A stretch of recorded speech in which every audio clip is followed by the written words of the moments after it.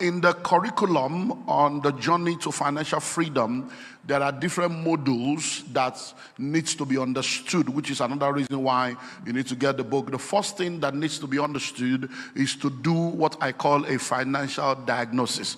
So when you get any of those books, the first thing that you see repeated in each of the book is a financial diagnosis, so that you'll be able to know exactly where you stand, because most of the time we are not true to ourselves and we try to compare ourselves with other people, and then we miss things. So financial diagnosis is the first thing that needs to be done, so that you know exactly where you stand.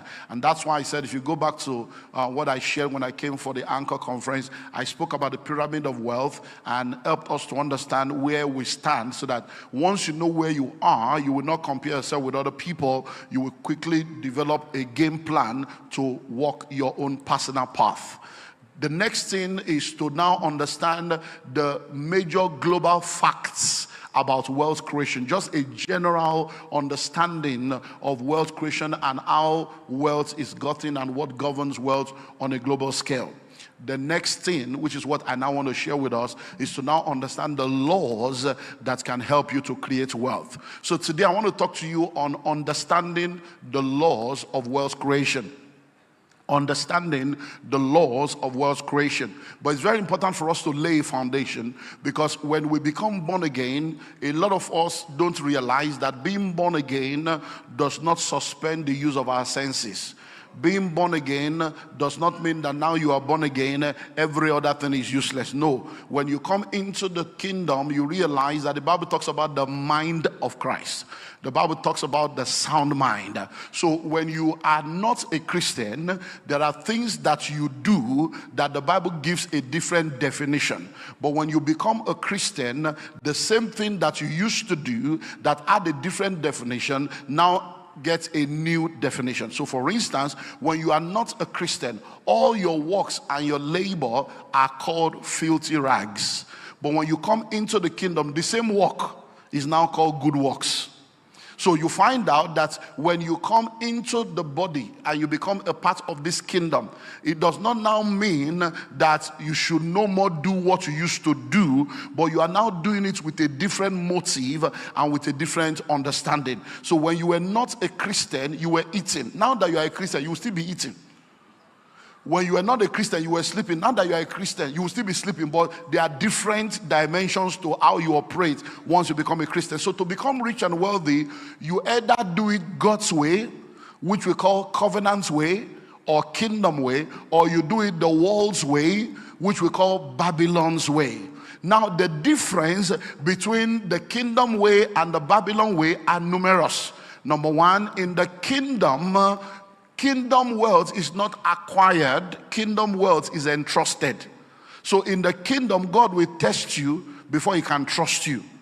In the world, you can acquire it whether you qualify for it or not. When you come into the kingdom, the purpose of wealth in the kingdom is kingdom. So money in the kingdom is a tool for the fulfillment of purpose. But in the world, money is a tool for power and for all kinds of things that has to do with man and self. In the kingdom is selflessness and sacrifice. In the world is greed. So once you become a Christian, one of the things you now need to understand is that the very minute you become a Christian and you choose to be a true child of God and live for God, about 70% of the ways that people use in getting rich has already been eliminated from your life. Because the very minute you are a true Christian, you can't steal, you can't be corrupt. The very minute you are a true Christian, you can't do yahoo yahoo, you can't do runs and aristo, you cannot be a cultist, you can't do bunkering. The very minute you are a Christian, you can't do round tripping with foreign. So there are many things that you cannot do. So it therefore means that your options are now limited to covenants. So that is why you now need to have understanding, because what they are doing you cannot do. So I say to people that, you are either in the secret court or you are in the secret place. Everybody is using something. Just be sure that the one you are using is the right one. Because if you are not using something, somebody is using something against you. So when you come into the kingdom, understanding is very, very important. Because there is a connection when you look at Jesus on the mount and the devil came and showed him the glory, the kingdoms of the world and their glory, and he said, bow down and worship me and I will give everything to you. And that's option one. You can do it Babylon way. You can go and do Illuminati way. You can go and do Freemasonry way. You can go and be doing all kinds of bring what you love, bring the no. You can do all that. But that will lead to hellfire and destruction. But you see, there is a connection between worship and wealth, intimacy and income. So when you come into the kingdom, you need that understanding. So that you will not think that, oh, I'm born again and all is well. Because a lot of Christians are very sincere, but they are sincerely wrong.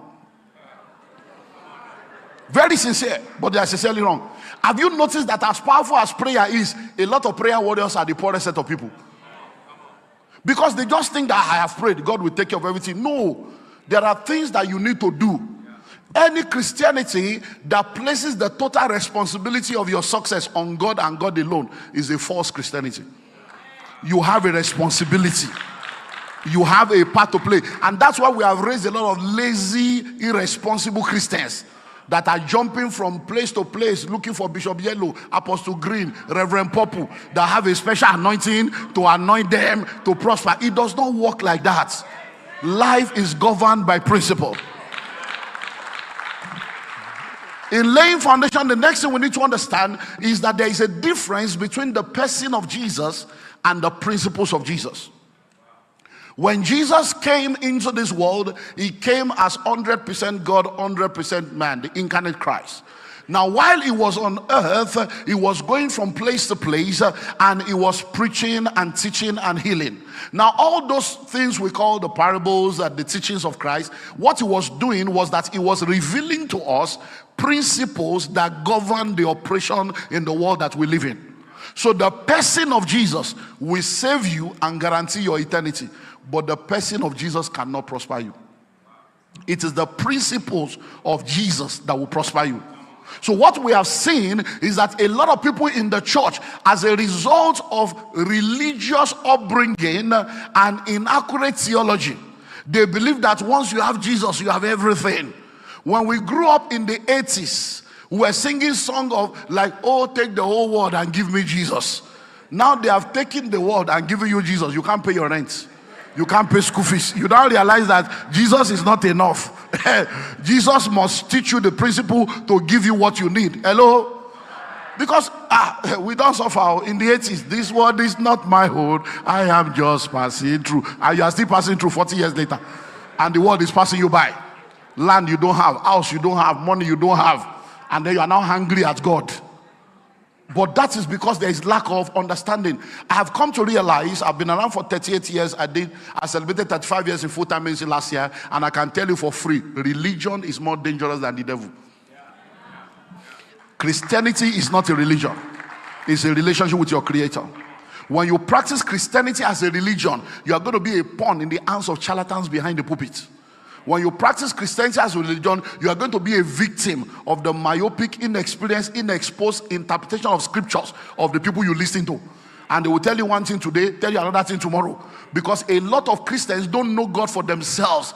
And that's why you should know God for yourself and read the Bible for yourself, so that you should not be tossed to and fro by every wind of doctrine.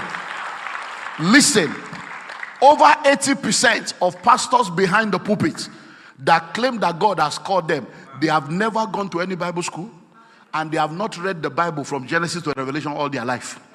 And they are behind the pulpit teaching you what they don't know. Hello?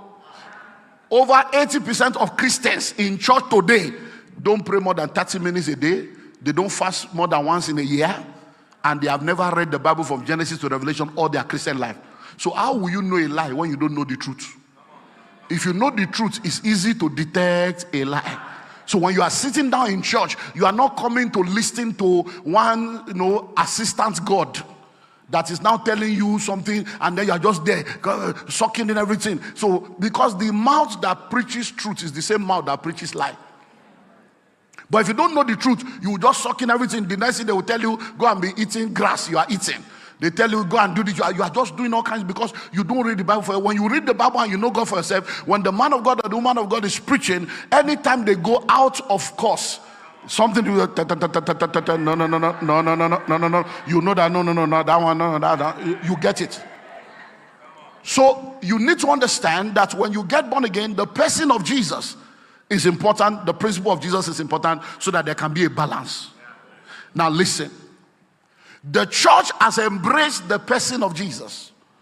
But many of us, as a result of religion, we have rejected the principles of Jesus. When we were growing up in the 80s and early 90s, they told us to read the Bible. We're not reading books, so we don't read people's books. They'll say, no, just the Bible, the Bible. In fact, they told us it's not by education, it's by revelation. And many people drop out of school. All on this same Bible matter. They told us, forsake your father, forsake your mother, follow God. Many people rejected their family. Today, they are familyless. Why? Because of religion. So listen, when you embrace the person of Jesus and you reject the principles of Jesus, yes, you are on your way to heaven, but you go through hell on the way to heaven. But what has happened is that the world has embraced the principles of Jesus and they have rejected this person. So they are going to hell, but they are enjoying heaven on earth on their way to hell. And now you are now envying them. Because you are wondering, Jeff Bezos, they don't go to church. All these pastors are deceiving us. Giving is a scam. Tithe is a scam. Religion is a scam. Look at this man. All the rich people, they don't go to church. They don't give tithe. It's because you are ignorant. Everything they are doing is still the principles of the Jesus you have. They are not projecting Jesus, but they are using his principles. And all these things are there in the Bible, from Genesis to Revelation. So once you have understanding, you will know that you need the person and you need the principles. Because God wants to have heaven on earth and heaven in heaven. Now, having laid that foundation, and I want to share with you what I call 7 laws of wealth creation. 7. Now, laws and principles are universal. Laws and principles are universal. We know of different laws: the law of gravity, the law of self-preservation, the law of lift, we know the law of procreation, all kinds of laws. We know they are universal. So anywhere you go, land in Tokyo now, same law. Land in Switzerland, same law. Enter Kenya, same law. So laws are universal. Principles are universal. They are not a respecter of persons, but the application of those laws are personal, contextual, and geographical. There are some things you will hear today that you cannot use now. You have to document it and put it on the shelf for the future. There are some things you will hear now that will be a deliverance of your past mistake. And you're like, Kai, no wonder. Now I get it. I'll go and correct it. So every time you hear a truth, know that this truth is important for your life, but look at your present context. Because I've seen people that will go into a seminar and they will tell them, you need to start your own business, be your own boss, and they'll go and resign on Monday. You don't have any savings, you don't even know what next to do. You say, because one man of God came, the keyboard was moving.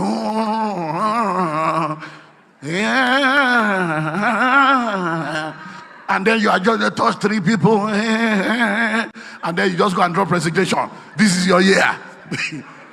And then you are now sitting down, no money, nothing. What do you want to do? I don't know, but God will lead me.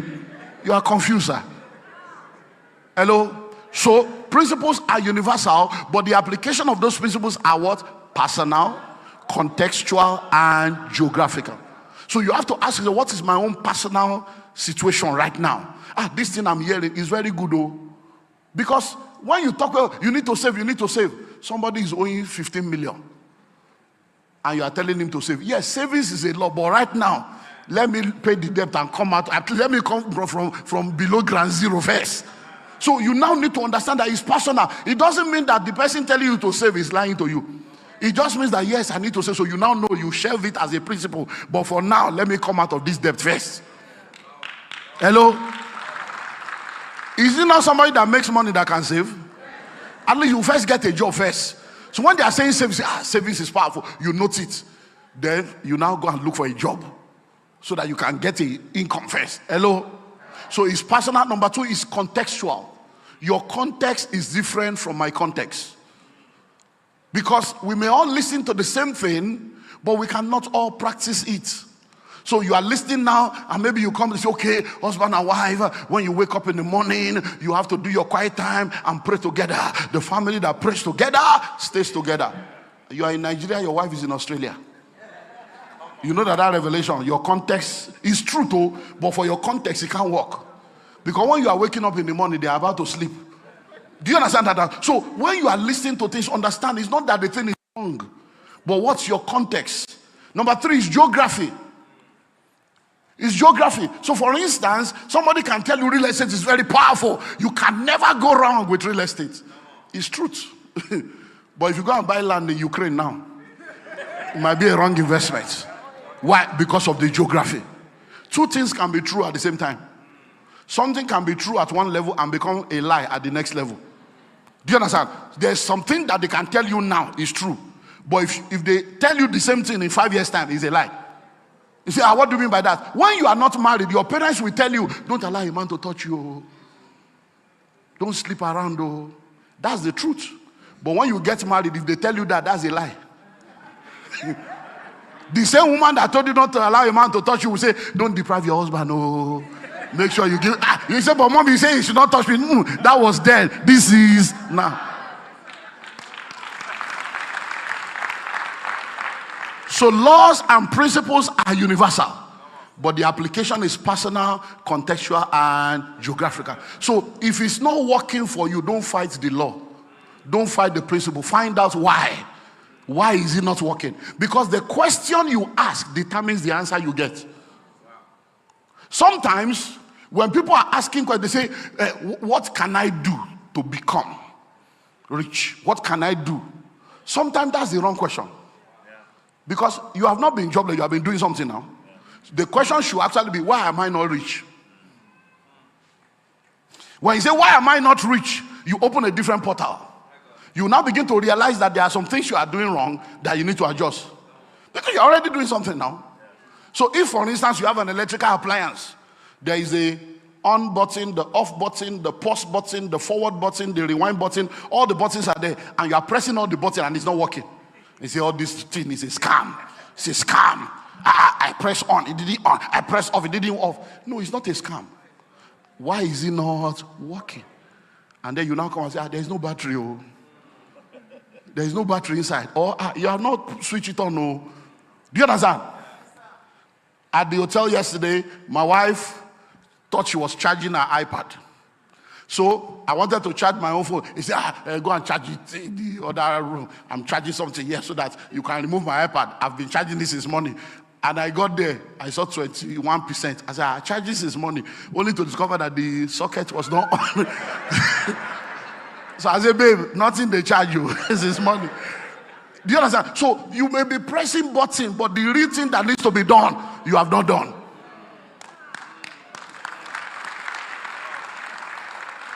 So that's why we need understanding. So laws of wealth creation. 7, number 1. The first law of wealth creation is the law of financial education. The law of financial education or financial intelligence. A lot of us are financial illiterates. And because we are financial illiterate, we don't have money. If you know better, you will do better. The more you learn, the more you earn. Your learning capacity determines your earning capacity. So, but schools don't teach financial education. So it's possible for you now to have master's degree in business administration, yet you cannot run a barbering salon successfully. You can't run a boutique successfully because you know the theory, but you don't know the practical. It's possible for you to have PhD in economics, yet you cannot manage your personal accounts. It's possible for you to be a chartered accountant, you can't charter Uber. Why? Because you know the theory, but you don't know the practical. Having PhD in swimming technology does not make you a swimmer. But an illiterate in Bayelsa can outswim you. Do you understand now? So it's not about, so there's nothing wrong in education. But if you are going to become rich, academic education does not translate to wealth creation. That's why the lecturers are going on strike when they don't pay their salary. Now, if you are going to become all that you are supposed to be, maximize your possibilities and be the best version of yourself, there are 5 dimensions of education that you must have. 5. Number 1, you need spiritual education. You need to know who you are in Christ, what Jesus has done, and what is yours as a result of what he has done. So that you will not be a pawn in the hands of charlatan, you will not be a tool in the hand of the enemy, you will not be a victim. You need to understand who you are in Christ, what you have in Christ, whose you are. Spiritual education. Number 2, you need personal education. You need to understand yourself. What are your strengths, your weaknesses, your likes, your dislikes, your temperament? You need to understand yourself, because if you don't understand yourself, you will not be able to succeed, because you will be deploying yourself in the wrong direction. Listen, if you rate a monkey according to its ability to swim, the monkey will be a failure. If you rate a fish according to its ability to fly, the fish will be a failure.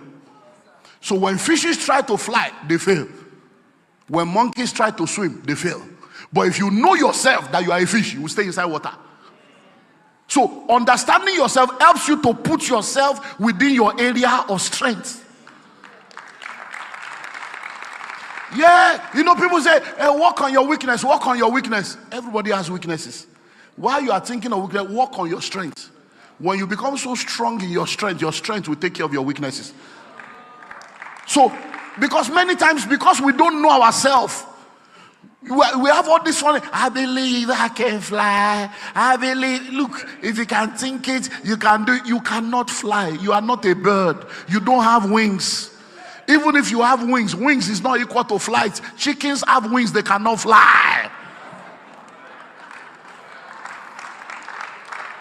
I can do all things through Christ that gives me strength. You cannot do all things. Go and read it again.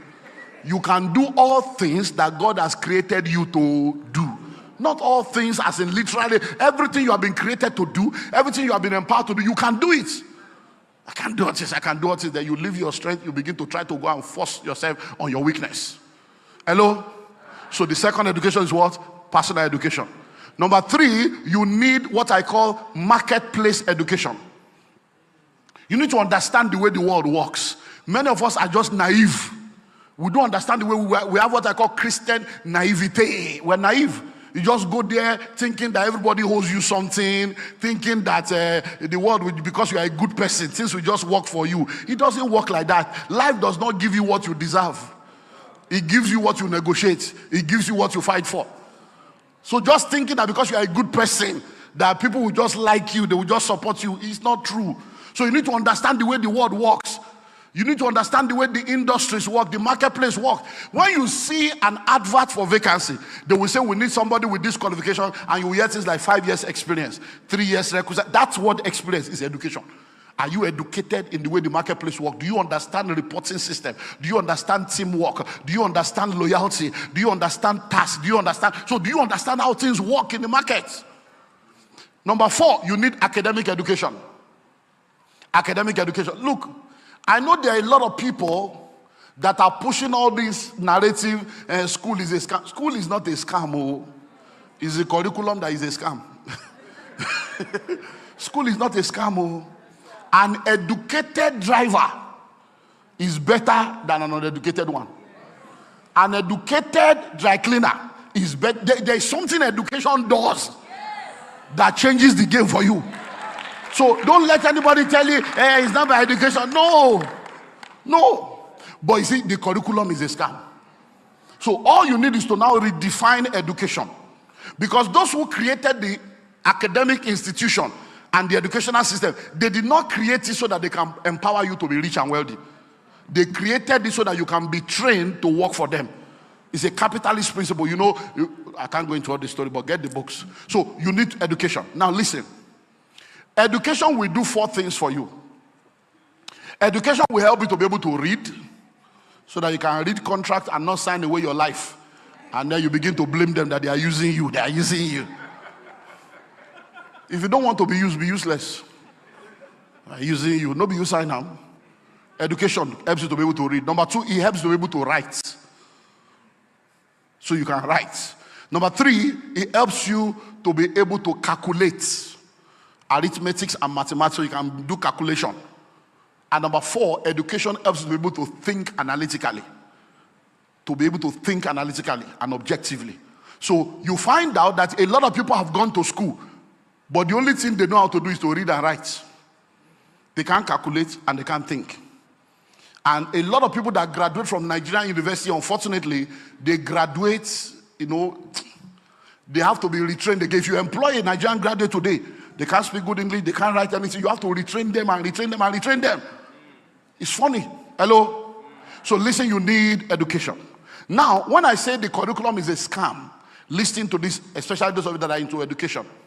Over 80% of what they teach you in school is useless when you graduate. It's useless. So when you are going to school now, think very well. Those of you that are taking, your children are going to study courses. With the way the world is going right now, with the way the world is going, many of you are still trying to fulfill your missing opportunity in the life of your children. So you want them to go and study a course that you did not study. You want them to go and study a course that will put a prefix before their name. And that's not the way forward. Hello? So they need to study a course that will help them to solve the problem of tomorrow, not the problem of yesterday. So the curriculum needs to be rejigged to prepare people for the real world. So I call it the learn to earn academic curriculum. So that when you finish school like this, you should be able to start something, to start earning without looking for somebody to give you a job. So if you have to go through school, we spend an average of 21 years in the academic system to come out with a BSc. And then the first letter you write is, I beg to apply. So that means you have spent 21 years to become a beggar. So you are coming to look for a job, you want to apply. The question is, who will create the job that you want to be employed in? If it was easy to start a business, why did your grandfather or your father not start one? Are you seeing now? So you need to understand the way this thing works so that you can, because of time, let's move on. The next one is you now need financial education. Financial education. So you need to understand money, what it is, how to make it, how to manage it, how to multiply it, asset, liability. You need to understand money and really spend time digging deep into that. Number 2 is the law of delayed gratification. The second law is the law of delayed gratification. Please, I beg you, in the name of God, don't use your 10 fingers to eat. That's the way they trained us. Don't eat with 10 fingers. The money a child sees in the morning, they say they use it to eat bean cake, akara. Don't spend, you see, your life is in seasons. Morning, afternoon, evening, and night. The morning season of your life is the first 25 years. It's a season to learn. The afternoon is the next 25 years. Is a season to earn. The next 25 years is the evening. Is the season to turn around and mentor. And the final 25 years is the time to rest.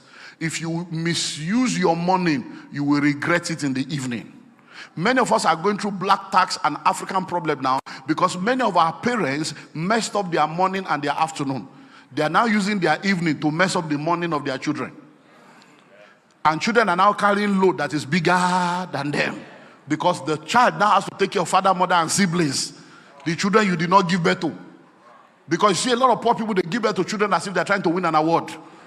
Every year your wife is getting pregnant. They can if this one don't make her, this one go make her. We are giving birth to children like sardine. Many parents today, they are giving birth to children. The children to them is as this is my retirement plan. Your children are not your retirement plan. Children are not a retirement plan. You cannot put that kind of burden on your children. Now say, if not with this breast when you suck, that's witchcraft. That's witchcraft. Let them live their life. Hello? So it's the law of delayed gratification. There are only 3 things you can do with money. When money comes, you can only do 3 things. Number 1, you can waste it. Number 2, you can spend it. Number 3, you can invest it. Waste, spend, invest. Foolish people waste money. Average people spend money. Wise people invest money. Which are you? Are you a fool? Are you average? Or are you wise? So if you are the Nino Lowo category, let us eat and drink for tomorrow we die. Money is for spending. Then you are a fool. Hello? You are just a waster. Listen to me. There are people sitting down here today that will look back and say, if I knew what I know now, I would not have wasted money the way I wasted it.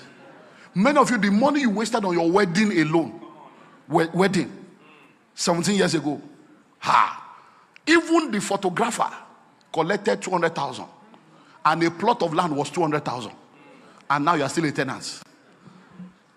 You spent so much money on that wedding. You borrowed car, you wore gown, you wore everything. Today now, you can't pay school fees for the children you have brought into the world.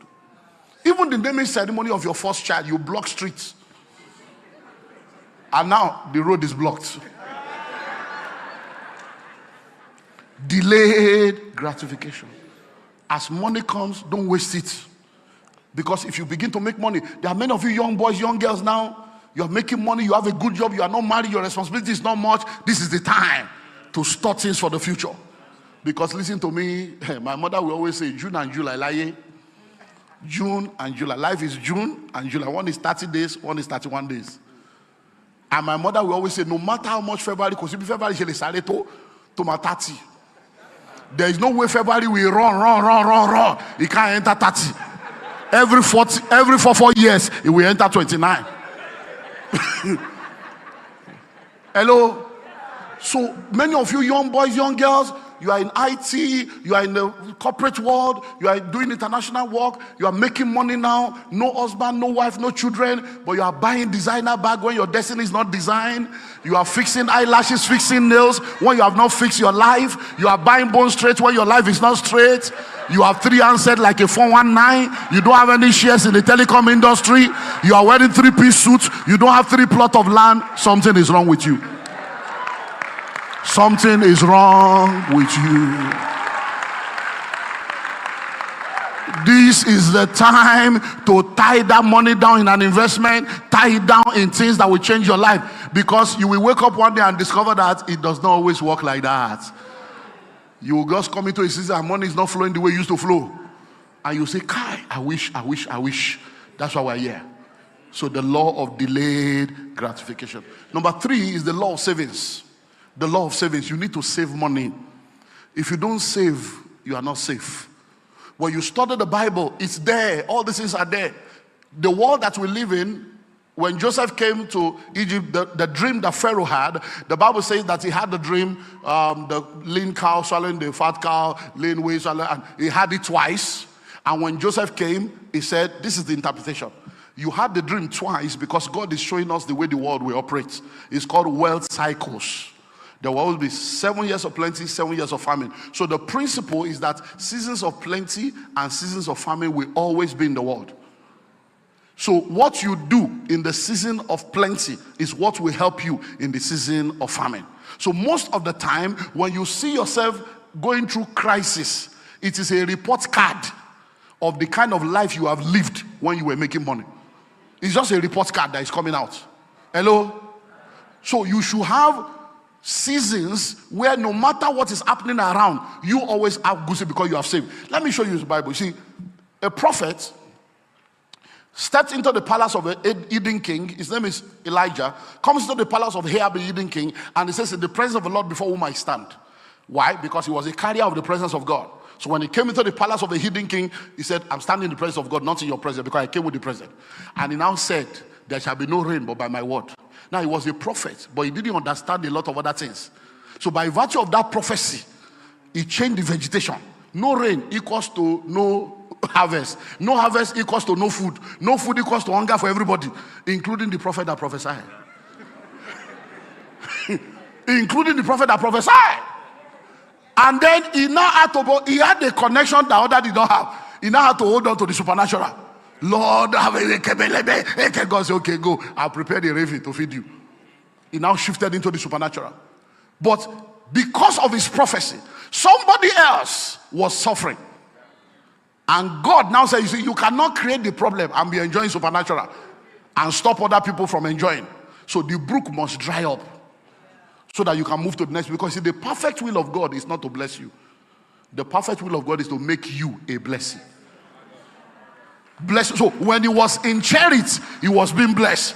But God said, you can't be here, you need to go and be a blessing. So he said, I have now prepared a widow to preserve you. But people of God, she was what? A widow. Are you listening? No, I'm going somewhere. She was what? A widow. This was 3.5 years into famine. 3.5 years into famine. When brooks have dried up, when rivers have dried up, by the time the prophet shows up, she said, I have water. Where did she have water? 3.5 years into famine. She stored it. She had food. What has she been eating for 3.5 years? What she saved was saving her. It was when the savings was about to expire. that God now sent the prophet so that she can now release the remaining as a seed to go into the supernatural.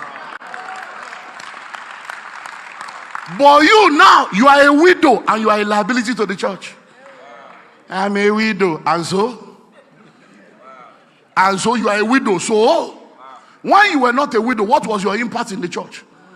When you and your husband were in church and you had money, were you tithing? Were you giving? Were you in a department? Were you going for evangelism? Were you committed? Now you have lost your husband. Yeah, there is no love in that church. Was there love in your life before you lost your husband?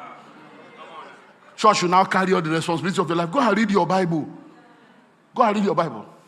The Bible says widows should be taken care of by their family. It's only widows indeed. That is no family, nobody to help you. You will now come to the church. You will now be fasting and praying. You will be committed. Then church will now take care of you. Not that you now. Widowhood is not a license for poverty. Hey, I'm a widow. I'm a widow. No. This woman was a widow taking care of a prophet. Hello? Someone say savings. So you need to save. Save at least 10% of every income that comes into your life. When you save, savings is not an investment. But you need savings in order to invest. Everyone should save a minimum of between 6 to 8 months of their living expenses in cash. So that when life happens, you have 6 months to 8 months to reinvent yourself. I've been saying this for decades. When COVID came, we saw what happened. A lot of people that you thought were okay, COVID revealed their deficiency. Some people died in COVID that you thought were rich people. Were doing GoFundMe to gather money for their widow. Why? Because they have official car, official coffin, official accommodation, official travel. And all the money they were making, instead of tying it down into investment that will help them, they did not do what needs to be done. So you need to say, somebody say save. So what you save today will save you tomorrow. Number 4 is the law of asset acquisition. The law of asset acquisition. Riches are cash-based, wealth is asset-based. When you say a man is rich, it's because he has money. When you say a man is wealthy, he has asset that is producing money. So you need to have assets. So one of the reasons why you save is so that that savings can now be used to acquire assets. What is an asset? An asset is anything that appreciates in value. An asset is anything that appreciates in value. What's an asset? An asset is anything that produces cash flow. So when you are investing or acquiring asset, you are thinking, this thing I want to use this money to buy, will it increase in value? When you buy that car and move it out of the car lot, the value reduces. I hope you know that the Range Rover of those days are the towing vehicle of today. Hello? Range Rover. In those days, they are the towing vehicle of today. So all this one you are buying car as if you are buying a coffin. Something is wrong with you. I'm telling you. You are just buying car. You don't have any assets. How can you have, I don't know about Abuja, but in Lagos, it's so terrible.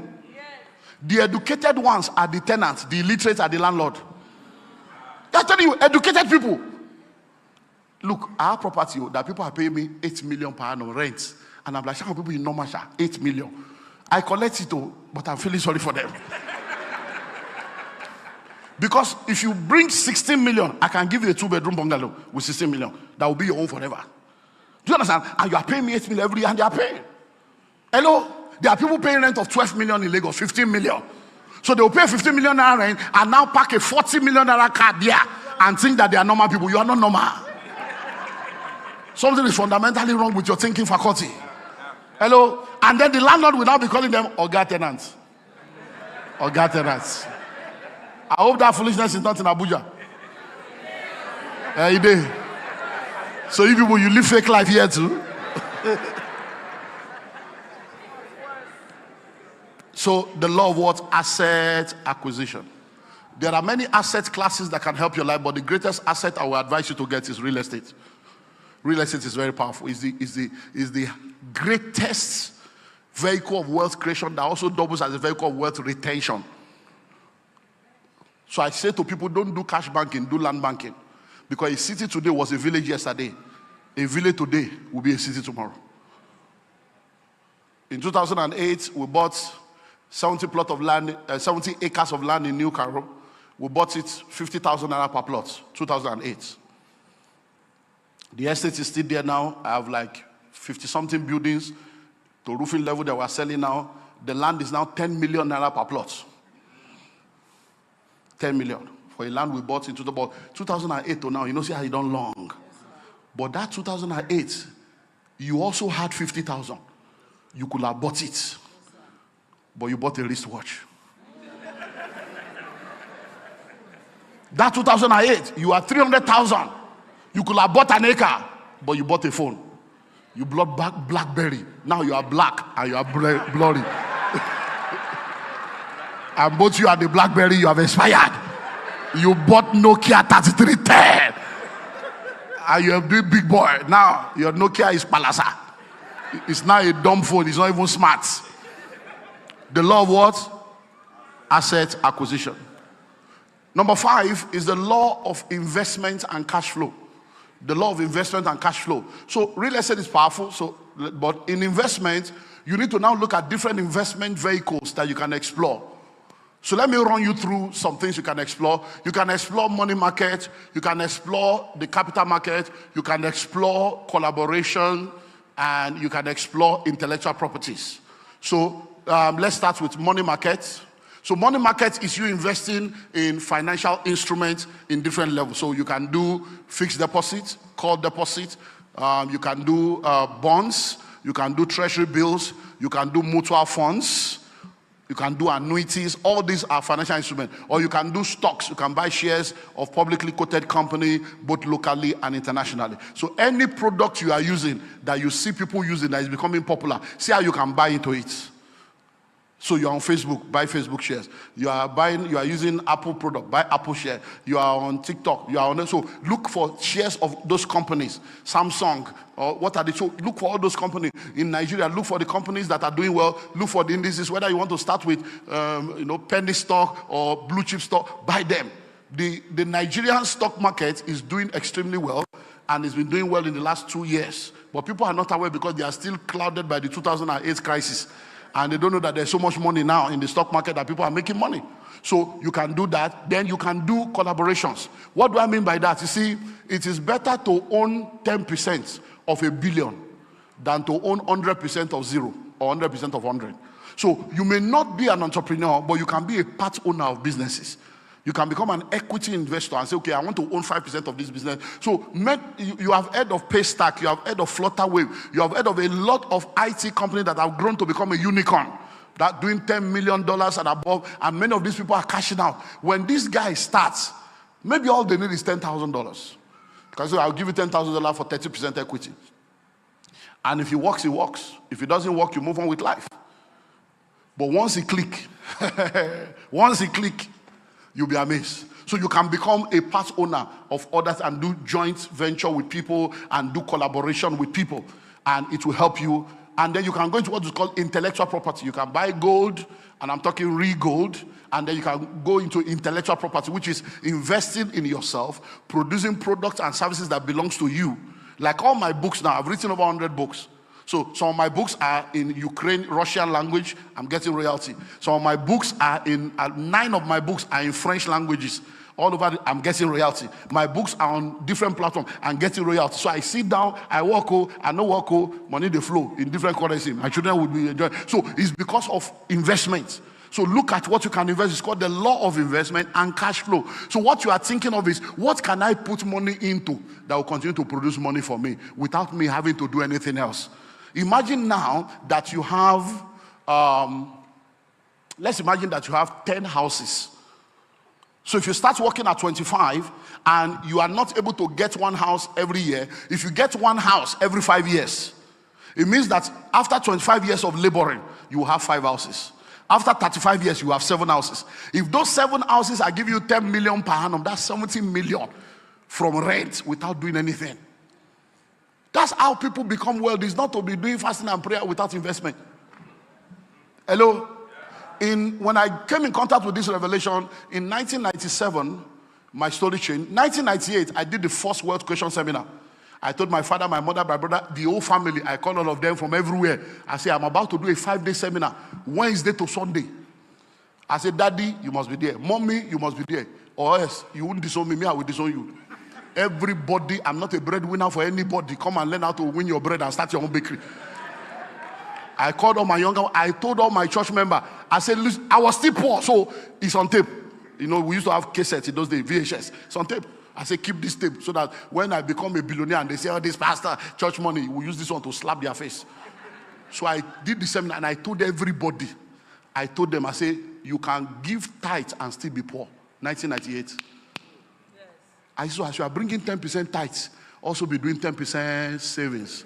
I command you in this church, all of you go and open an account. As you are bringing your tithes, be saving. And so the first years we ever bought was Ashaka Cement, 1998. We all started like that, little by little, little by little. So it's not so nobody can come now and say, I'm not that kind of pastor. They know. Hello, they know. So I am rich and I spend my money with joy because it is my money. I labored, I invested and got it. So it's not your tithe and offering. Hello? Hello? So the law of what? Investment and asset acquisition. Number what now? Number 6 is the law of multiple streams. The law of multiple streams. And please listen to this because of time. Time is running. But Mama said I should finish this. So, so the law of multiple streams. Please, you see, this law is a whole message on its own. But let me see how I can run through it now. Listen. The law of multiple streams. Many people in our world today, they are involved in what I call multiple struggles. You are just a struggler. And you think that you are a rich person. No. You are poor. But you just don't know. So, you see, when I'm looking at, I'm seeing elderly people, no young people, so that I don't. Can I have just 4 volunteers? Just volunteer yourself for me. Come out, 4 people, just follow. Make I use you do an example. So that I will just show the example of it. Because if you get it, you get it. See this one. Thank you, sir. Please line up 1, 2, 3, 4. Because many of you are very hardworking, but you are not smart working. There are 3 work that will change your life. Hard work, smart work, and network. So many of you are very hardworking, but there's no common sense to the work. Many of you are working hard, you are working smart, but you are not in the right network. So hard work, smart work, then what? Network. Because who you know and who knows you determines how far you go. You see, in this life, nobody goes up. You are brought up. Were you not brought up by your parents or your guardian? You can't go up. Nobody climbs that ladder. Somebody will have to bring you up. I hope you know that there are clubs of billionaires in Nigeria. You can't apply. You can't pay money to enter. Somebody inside must recommend you. And they will go through scale to bring you. Say, my friend wants to join. There are clubs in Lagos. I don't know about. There are clubs in Lagos to join. Every year, you pay 50 million. Yeah. That's membership fee, 50 million every year. But guess what? There are people that have dropped 50 million 4 years ago. They never accept them. They are on waiting list. Yes. There are 50 million in an account. They are waiting to qualify 4 years later. I still got a call. I said, hey, I paid 2 years ago. Let me talk to them. I said, no, the waiting list here. It's not yet your. Because when look, many of you don't understand. When I look at Christians, I say, oh, this Christianity. There are people that run things in this country. That run things in different sectors. Gatekeepers, power broker. It's not, many things are not done in the office. So they are done on the golf club. They are done in the beer parlor. They'll just, okay, no problem. Don't worry, just send me, I will send it to you tomorrow. And it's not, you will be there. Be writing proposal, they do PowerPoints. They do PowerPoints. Because you know the reason why those clubs are the way they are. By the time you get in there, for you to even be a member, nobody looks down on you. For you to be in that room, you just sit down, go to walking around, and tell everybody just moving around. When you go to, hey, how are you? They will greet you with honor. They won't say, who are you? Because they do that for you to be in this club. You have gone through, so you must be somebody. You may be my next key, so I can't look down on you. So this one you are fixing an appointment. They say, come 8 months later. It's just, I'll be trying. Oh, no problem. This is my car. Hello, done. Hello, so I'm going, so now, You know what many people do? It's called multiple struggles. It's almost possible now that when you go outside the church now, you see some people that will be selling after church now. They will open their booths. They are selling wigs, selling perfume, selling clothes, selling shoes, selling all kinds of things. Those same people have a job, but they call it side hustle. That's why you are still hustling. So now, let's look at these 4 people. So, what's your name, sir? Celestine, sir. Celestine Babayaro. So, Celestine. So, let's use case study. They are all Celestine. So, Celestine is a teacher. Hello? He teaches in a school. And he earns 500,000 every month. But see, Celestine is not just a teacher, but Celestine has a car, and when he's going to work in the morning, he uses it for transport. When he's coming back, he uses it for transport. Weekend, he does transport. So Celestine makes money with transportation, and sometimes, apart from the 500,000, he can net 200K with the transportation. So Celestine is now earning 700,000. But see, there's something about Celestine. Celestine has a good voice. So, and sometimes they invite him to be an MC or to be a compere. So sometimes in a month he does 1 gig, 2 gig, and sometimes he charges 500. And so Celestine, the MC, compere, comedian, sometimes in a month he does 1 million. So 500 plus 200 plus 1 million, 1.7. Now, the amazing thing about Celestine is that he's also a trainer. So he speaks in different events, he facilitates, and sometimes he hosts his own seminar. So sometimes in a quarter, he nets another 3 million from here. So now listen, Celestine, 500,000 plus 200 plus 1 million plus another 1 million. That's 2.7 million. Now listen, when Celestine sits down with his mates, that they are all collecting 500,000, they will not understand how Celestine is doing it, because Celestine has more money available than them. But you see, when you look at Celestine now, he will be a big boy. He may have a, Camry, or he may even have a land somewhere. He's a big boy. He's not like other people. He's smart. But you see, the problem with Celestine is that everything Celestine is doing here now is what we call multiple struggles. That's why many people are poor in Nigeria. You know why? In order for Celestine to get 500,000, Celestine must be there. In order for Celestine to get 200,000, Celestine must be there. In order for Celestine to get 1 million, Celestine must be there. In order for Celestine to get another million, he must be there. So the day Celestine falls sick, all the money falls sick. The day Celestine dies, God forbid, all the money dies. That's what happened when many of you thought, when my father was alive, we were very rich. But when my father died, your father was a poor man. He was not rich. No more, there is no rich man whose money dies because they died. Do you understand? When say, my husband was very rich, but when my husband died, your husband was a poor man. He was a struggler. He was exchanging his time and energy for money. And when the time and energy, which is a limited resource, doing good, the income died. Do you understand now? So I see a lot of Nigerians, because you don't understand, I say, you don't even know what they are doing. You don't know what they are doing. You see, when you make money, everybody wants to investigate the source of your riches, but nobody investigates the source of your poverty.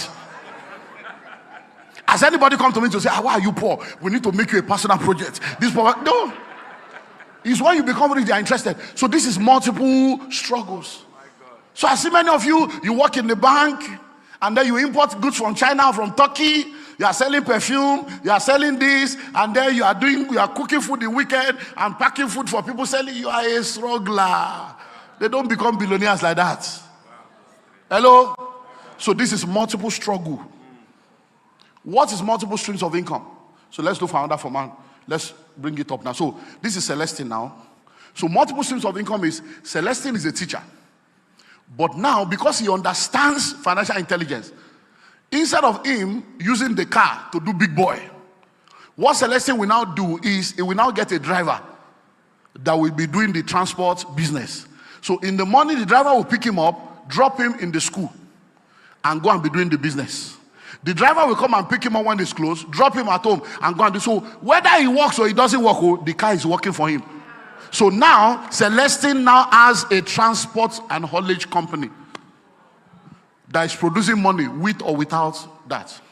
So now, Celestine is into MC, compare, and whatever. If he has to be doing everything by himself, they will be asking him, is you we want? No. What he now does, he monetizes and turns it into an academy and a system. So he sets up an MC company, a compare company, and he becomes the CEO. And he gets other people to come and apply under him, and he manages it. And he said, look, if you want an MC, contact Celestina Incorporated, not Mr. Celestine. He has become a corporation. So when people are coming, they are dealing with a business. So he can send anybody to go and represent the company. So they are building a brand, not around a personality, but around a product. Do you understand that now? Which one are you again, number 4? Training. Okay. So he set up a training company. And then they have manuals, they have curriculum, and they have a group of facilitators that come together. So what you are doing is not that you are inviting people. As I'm standing before you right now, I am Pastor Olumide Emmanuel, but I'm also Dr. Olumide Emmanuel. Pastor Olumide Emmanuel is different from Dr. Olumide Emmanuel. Pastor Olumide Emmanuel is a pastor. He doesn't charge. Counseling is free. Freely you have received, freely you give. Salvation is free, but you buy Bible. But now, Dr. Olumide Emmanuel is not free. Oh, I didn't go to Harvard for free. Oh, hello. So Dr. Olumide Emmanuel will charge you and send you invoice. Counseling is free, but consultancy attracts a fee. Where there is a voice, there is an invoice. So if you invite me now and say, okay, we want to come and be a blessing to our church, there's a different track that you will follow. But say, oh, our company wants you to come and train, and there is a different track that you will follow. So what does it do? It does the same. So there are trainings going on now. We train company, we train government, we train different countries, different parastatal management training. We do all kinds. I don't necessarily have to show up. But the same quality. If they now say they want to look at the man, then if you can pay, you get it. Because when people don't pay, they don't pay attention. So you set it up. So now what happens is Celestine have set up group of. So Celestine can now decide to say, I'm not doing teaching again. And people will say, how can you leave a lucrative job? Who did this to you? Oh God. But they are wondering. But Celestine has produced something. So he's not the one working for money. Money is working for him. So multiple streams of income is you having different vehicles producing money for you without your direct involvement. That's multiple streams of income. Do you understand that now? God bless you. So now, still on these multiple streams, let me now run you through 5 levels. And then I'll tie it to the 7th law and we'll close. Now, you must have multiple streams of income across income types. Income types. All these things are in the book. So, income types. Now, what do we mean by that? There are 3 types of income. There's what we call once and only. They call it end income. You labor once. For that one labor, you get paid once. So that's one kind of labor or income. The other one is once and always. You labor once, but for that one labor, they continue to pay you forever. So now, when I come to speak, is one labor. I get a speaking fee if I'm speaking in a place where I'm collecting a fee. But they won't pay me again because until I come again, they won't pay again. So for me to be paid again, I have to come again. Do you understand? Now, if you are a fashion designer, you sew a wedding dress, they pay you. But they won't come back and pay you again tomorrow. To pay you again, you must sew another one. So that's one kind of income. You should not stay on that level because that means you will struggle all your life. The second one is you labor only once. But for that one labor, you are paid continually. So now, I'm a landlord. I have properties in different states and in different countries all over the world. So every month, rent is coming from all the countries. So, but I only bought that house once. I only built that house once. But for the next 100 years, they will be paying rent and renovating it for me. So that is another kind of income. It's called once and always. The books you are buying now, I wrote the book once. But for the next 100 years, people will be paying for that book.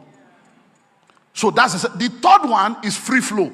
At that third level, you don't even need to labor. Let the money labor for you.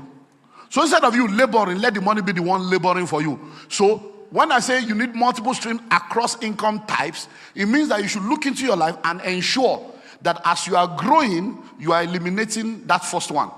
And you are left with the second and the third. Because your health, your energy, and your time is limited. So you can't continue to exchange your time and energy for money until you are 50 and 60. It's an error. Number two is multiple streams across industries. You cannot have money and all your money is only in one industry. Look, when COVID came, I had billionaire friends that struggled. I had a friend when we were talking, he said, because many times I would tell this guy, let's do this. He said, no, I want to be focused. I want to be focused. I said, look, focus and diversification are not enemies of each other. I said, look, I have studied this thing. When it comes to money, Genesis to Revelation, I have studied Bible, 8 months of an encounter. When it comes to education, I have got to double PhD. So I studied this thing.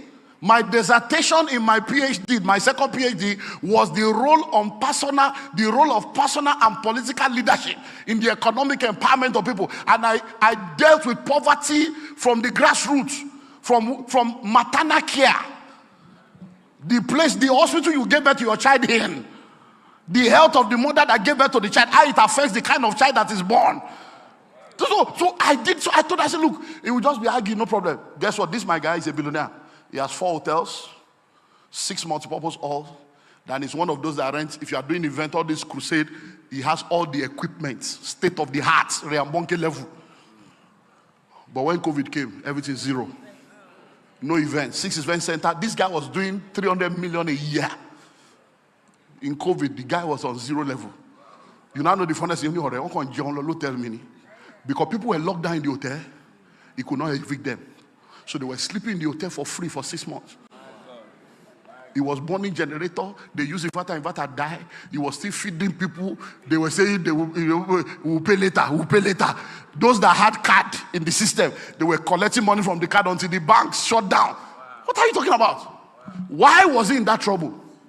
Every investment he had was in one industry. Multiple streams across industries.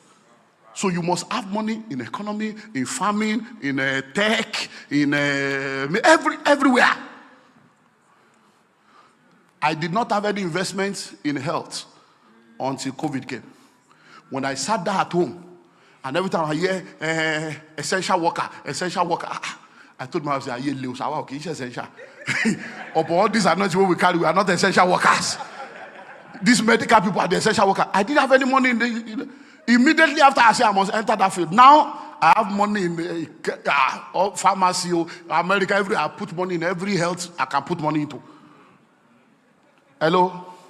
Multiple streams across what? Industries. Number 3, multiple streams across geography. I have a friend, my very good friend. Every investment he has is in Ukraine. He left Ukraine after 30 years as a refugee with nothing. The only thing he has is 2. Number 1, the house I bought for him in America, and the property he has in my estate in Nigeria. Those are the only 2 things he has after 30 years. But why? All his investment is in one geography. Do you know what happened in Zango Katav in those days? Do you know that people have property now in Bornu, Benue, and all that they cannot go? I have one of my sons, he's a billionaire. He's one of the major gold dealers.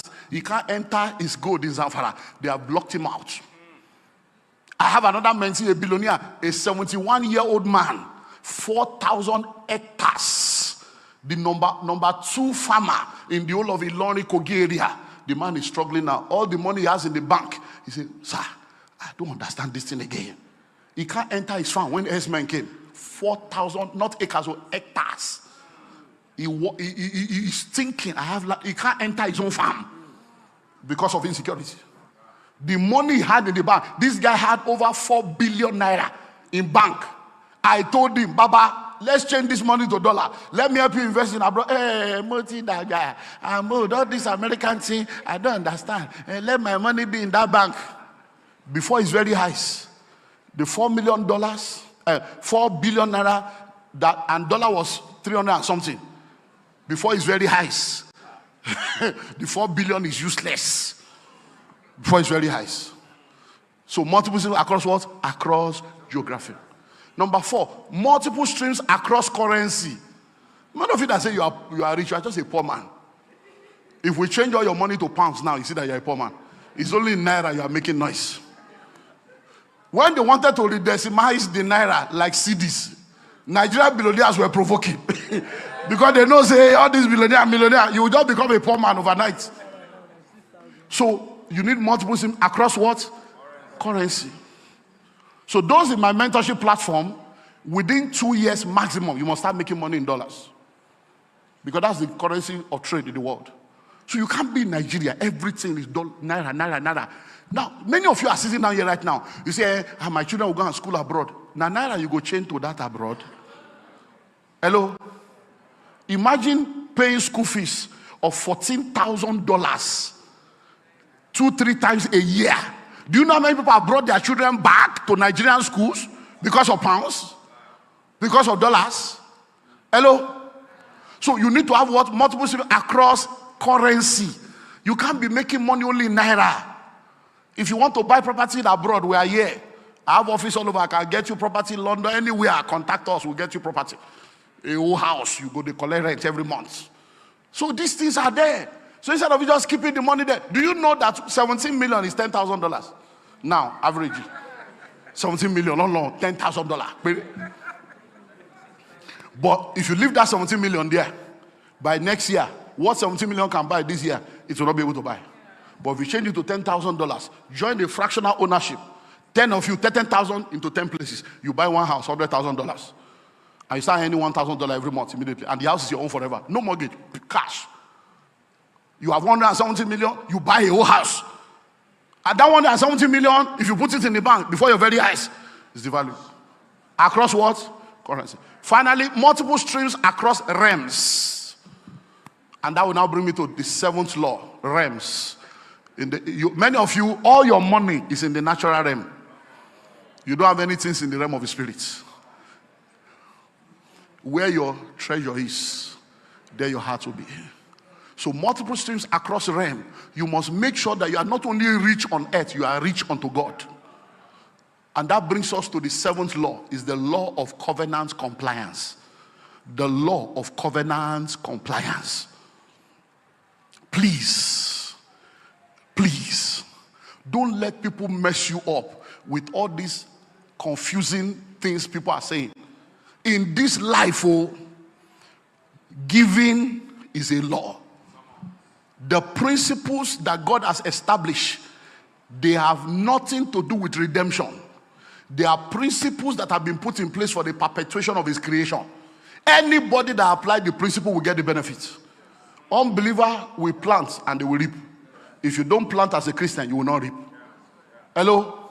The law of sowing and reaping is not a Christian law. It's a kingdom law. It's the law of the kingdom.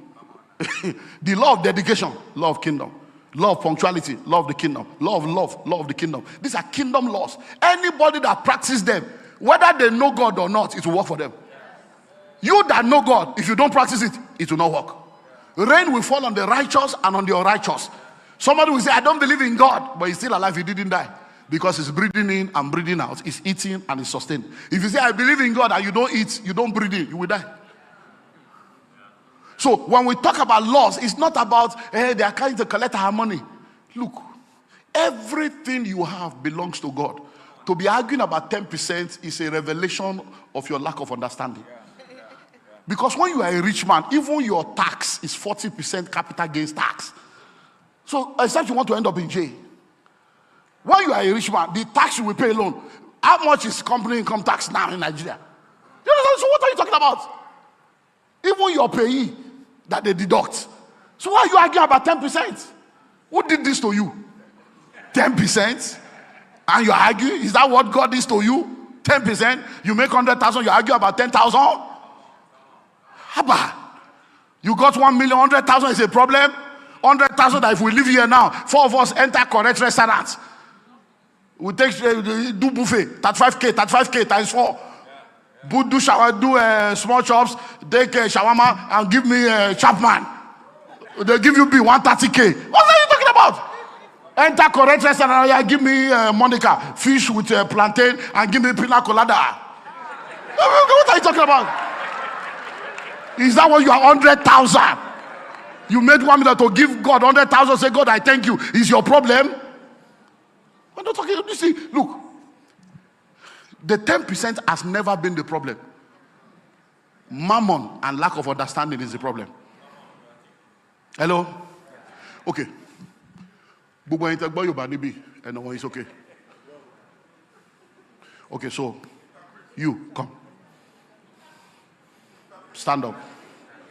Now. No, I'm going somewhere.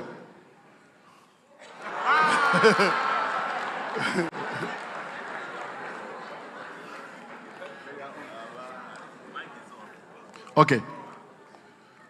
So you don't understand Yoruba. So you didn't understand what I said. Okay. Now, please listen to what I'm. Bosheduro monile pupoka kriaye. Shofele above. No, don't. We are preaching. Now, monile nibi gam ati kwa wole konton. Mo le fun ele kon chauffeur above. Now listen. Please, I'm showing you something. Now, I asked him. I said, I have land all over the world. Do you want or not? He didn't answer. I asked, I said, I have houses. Even in this Abuja, I have houses we have almost completed. I can give you one. Do you want? He didn't respond. Now, listen. Why did he not respond? Is he a bad person? Is he an ignorant person? Is he a disrespectful person? Is he dishonoring me? Is it that he doesn't want? Why did he not respond? He doesn't understand. Anything you don't practice, you don't understand. God bless you. You don't understand.